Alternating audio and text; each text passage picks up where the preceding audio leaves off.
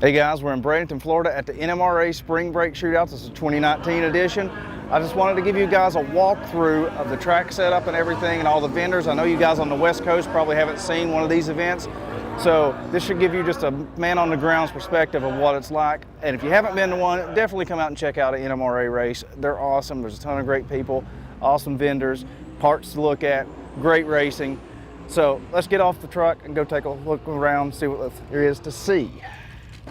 When I say get off the truck, I mean literally get off the nice new Ford Raptor. That was my tripod. So let's go through. We got the staging lanes here. So if we go all the way back this way, there's basically racers for as far as the eye can see, and I am not going to walk you down through that because it goes on forever down through there. But when we get to the staging lanes, this is where the vendors start.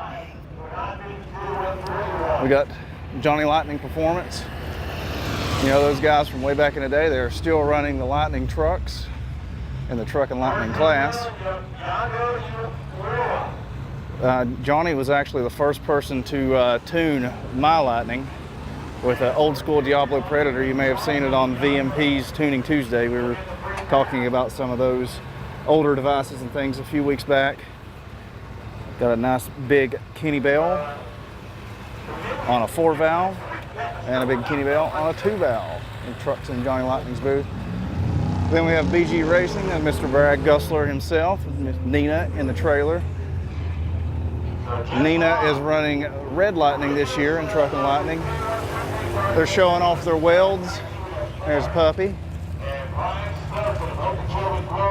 There's Vinny. I don't know if you guys remember Vinny with his Lightning that he used to run. It's actually Nina running that now. It used to have flames and everything on it.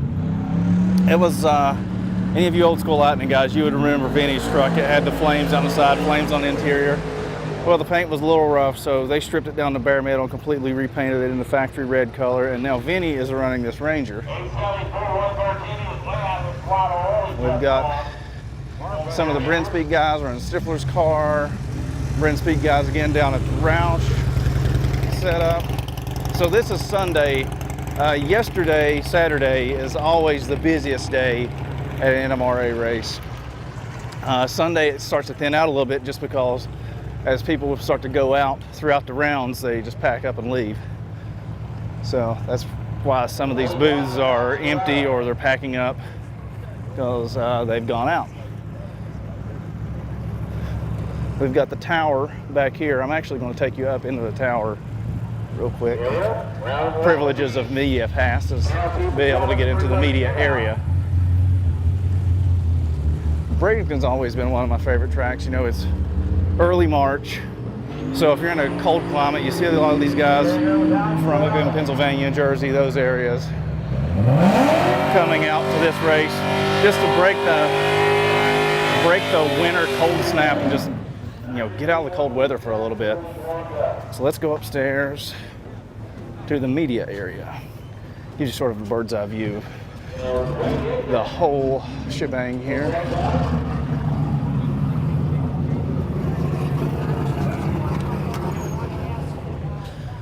But yeah. Hello, Mr. Mike. So this is basically a bird's eye view down the track from the media area.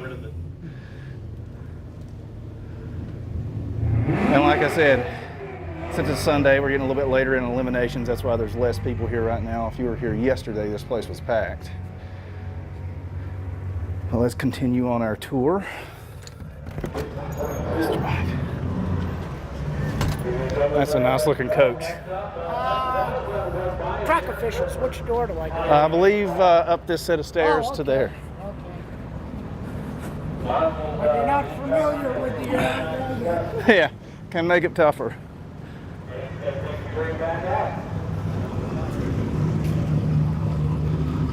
So we go back on through. That's of course be the winner's circle part. Get your photo taken after you win a few rounds.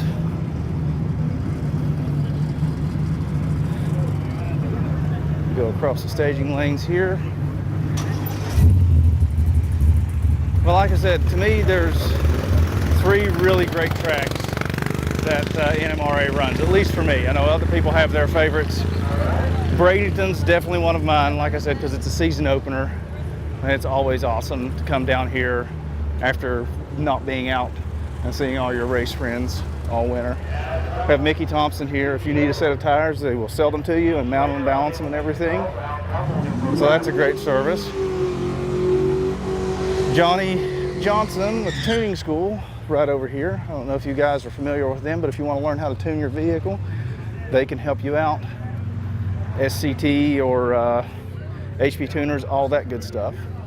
But yeah, definitely check out the Tuning School if you're interested in learning how to tune. UPR always has a big display. This is the NMRA officials trailer. So you get all your race results posted and everything, and all the Winner's Circle celebration stuff.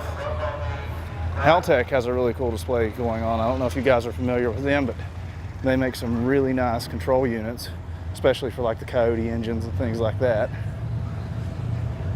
And we go on around, get to a few of the more just random stuff sellers, you know, sort of flea market-y type stuff, tools and things like that. This is the main entrance for spectators, so that's all the spectator parking over in that area, and they would come in this way. And then we get into more of the vendors. So that's the NMRA Power Mall, where you would get all your NMRA branded merchandise, t-shirts, things like that. On this side, we've got more of the tchotchke type stuff, hats, model cars, the like. I got sweet old Bob here with Rick Erdman from Amazon Tuning Solutions. Rick's car, Anderson Composites, always making really cool carbon fiber components. And then we've got Tremec here with one of my favorite things to always look at, which is cutaways. I like seeing inside stuff. So this is a really good opportunity to show you how much bigger a T56 Magnum is than like a TKO 5-speed. That's why this transmission weighs like 60 pounds less than that other one. Could be more than that. I'm just shooting from the hip here, but I know it's a good deal less for a T5 or a TKO than a T56 6-speed. But yeah, so Tremec has a pretty cool display. XD clutches out here talking to people. We got Race Star showing off their new forged wheels.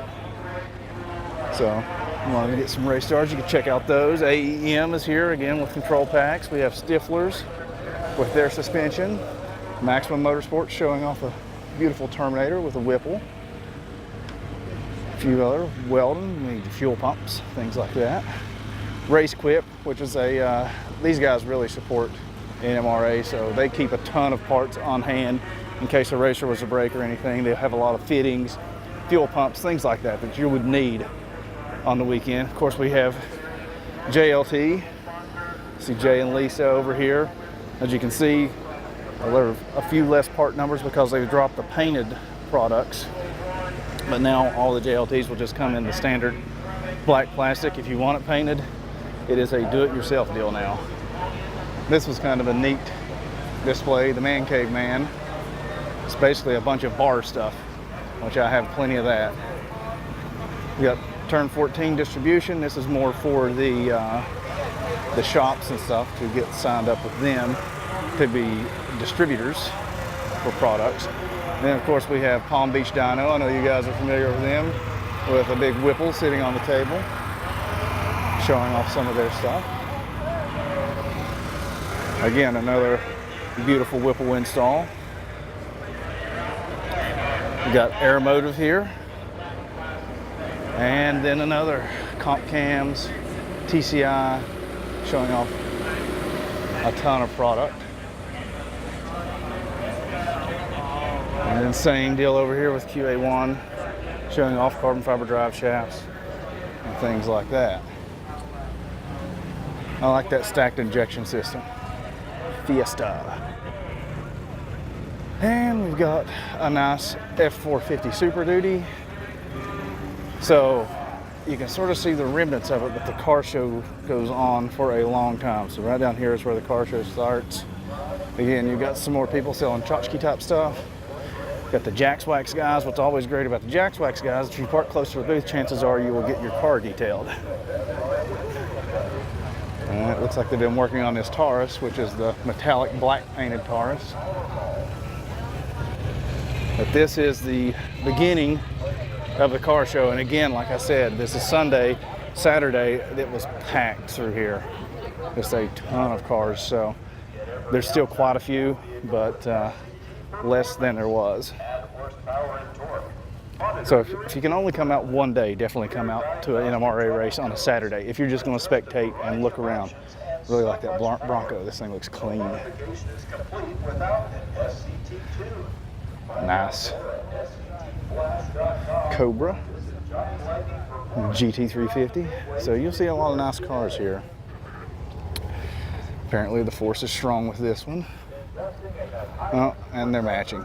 So we've got Vader and a Stormtrooper. And of course Vader gets a Coyote. Stormtrooper's left with a 6-cylinder.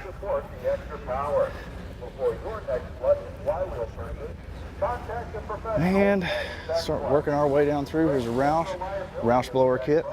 You guys don't see tons of those around. I like how they integrate the little engine covers into the Roush kit.